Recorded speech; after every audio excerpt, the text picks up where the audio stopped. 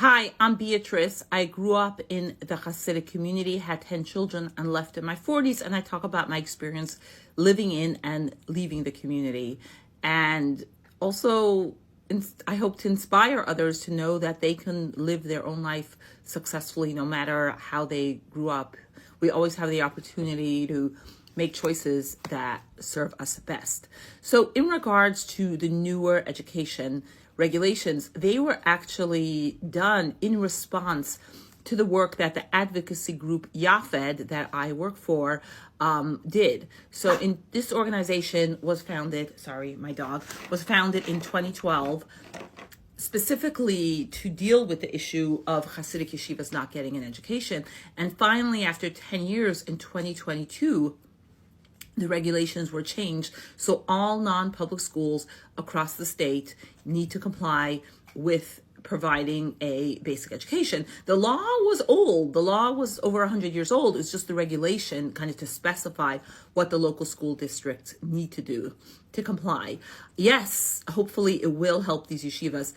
They tried to do a carve out. I don't know if you're talking about the Felder Amendment, which they tried to pass in 2018. They held up the budget and they passed something called the Felder Amendment, which was supposed to have a carve out, but in practical effect, it's not actually a carve out, but instead makes that the state education department gives the final assessment to a school.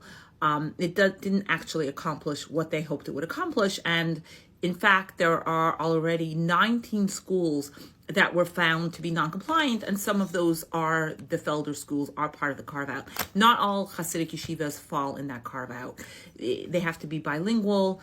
They have to have a certain number of hours, and some Hasidic yeshivas are not bilingual because they only teach in Yiddish, and some, so it didn't actually accomplish what it was supposed to accomplish.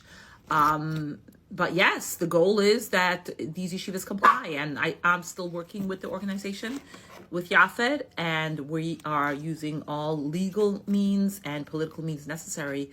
It's not an easy struggle for sure, but we're doing everything we can to fight for this and make sure that all these kids get an education. Every day that passes that these kids don't get an education is literally a crime. It's a crime because it's illegal, but it's also a crime because it is holding back these children from living a fulfilled and accomplished life.